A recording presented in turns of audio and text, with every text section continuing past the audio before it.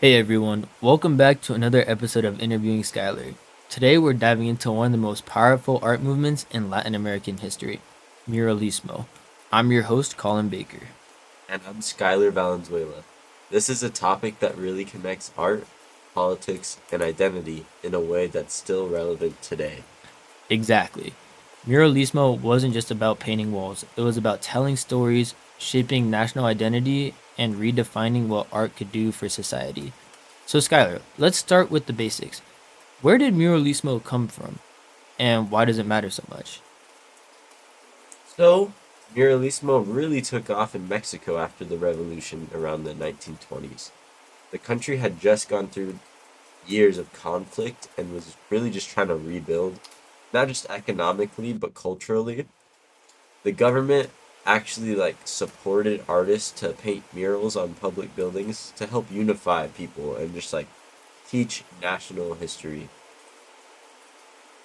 These murals weren't just decorative, they were educational. They told stories about Mexico's struggles, its heroes, its people, and its indigenous roots. So, it wasn't art for the elite, it was art for everyone. Exactly. And that's what made it revolutionary. You know, artists like Diego Rivera, Jose Clemente Orozco, and David Alfaro Siqueiros wanted to reach the public directly. They believed art could inspire social awareness and national pride. Now that right there is amazing, turning public spaces into storytelling spaces.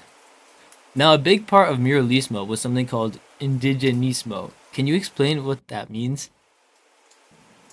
Yeah, sure, of course. So, Indigenismo was a cultural and political movement that kind of aimed to celebrate and restore value to indigenous heritage.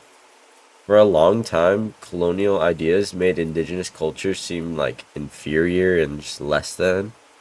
Indigenismo pushed back against that. It said, our roots are here and there's something to be proud of. In murals, that showed up through images of indigenous people as strong, wise, and essential to Mexico's identity. It was a way to visually reclaim that history and kind of show the foundation of the country that wasn't European, it was native. So muralismo and indigenismo worked hand in hand, art reflecting pride and cultural roots. Yeah, pretty much. So it gave people like a sense of belonging through unity and shared history, I guess. One of my favorite things about muralismo is how public it was. You didn't need to go to a museum to see it. It was literally everywhere. Right, and that was pretty much the point of it. It's open to the public basically. The artist believed that art should belong to the people, and by painting in public spaces, schools, libraries, and government buildings, they made sure that everyone had access to it, regardless of social class, background, or wherever you're from. It's interesting how that turns art into a form of communication, almost like a public dialogue. Yeah, exactly. Like you could walk down the street and see your history being reflected back at you. The mural spoke directly to everyday people about issues like equality, labor, and education. So, how did all of this, the murals, the indigenismo, the public art, actually shape Mexico's national identity? So basically, after the revolution, Mexico was trying to figure out who it was. Um, the murals helped answer that. They kind of showed that the country's strength came from its people. It came from the workers, the farmers, the indigenous communities, not really just the political leaders or the wealthy elite. This visual storytelling created a shared narrative, one that united people around pride in their culture and history. It gave Mexico a modern identity rooted in its ancient past.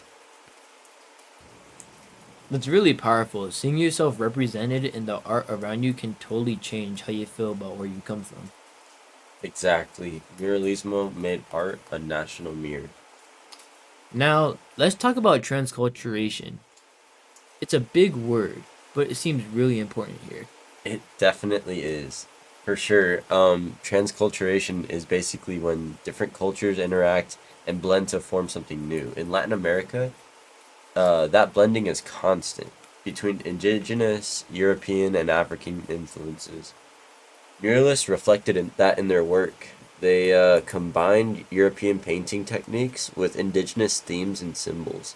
The result wasn't European art or indigenous art, it was something completely uniquely Mexican. So it was about finding a balance, acknowledging outside influences while still keeping your cultural roots front and center. Exactly, that blending, that creative exchange became a key part of Mexico's identity. It showed that being influenced by other cultures does not erase your own, it can actually make it stronger. So, Skyler, do you think muralismo still matters today? Oh yeah, definitely. For sure. You can see its influence everywhere, and not just like in museums, but on city walls, in schools, even online. The whole idea is that art can be used to tell community stories or call out social issues. That totally comes from muralismo. Yeah, like how you see murals about immigration, racial justice, climate change, all kinds of things. It's like a new version of the same message. Exactly. It's less about national identity now and more about community identity. Modern artists are still using murals to say, hey, this is who we are, or this is what matters to us. It's the same energy, just different topics. I love that. It's kind of like muralismo walked so street art could run.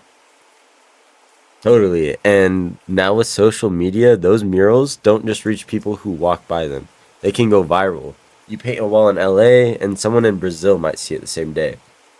That's wild to think about. Do you think that changes the meaning of public art a little?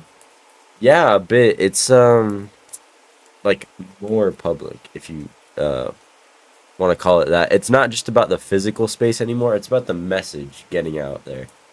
Reaching people who might never visit that city or even that country, but it kind of turns local art into a global conversation. That's cool. It's like the spirit of muralismo grew up and went digital. Exactly. The technology changed, but the ideas are the same. Art that speaks to people connects them and makes them think. And I guess that's why it still hits because it's not just about pretty walls, it's about the stories, identity, and voice. Yeah, and that right there is timeless. Every generation finds new things to say, but the goal stays the same to make people feel seen. All right, Skylar, to wrap this up, what's the main lesson or takeaway from muralismo and these connected ideas? I'd say Muralismo teaches us that art has power, real social power, and it can educate, unite, and inspire people.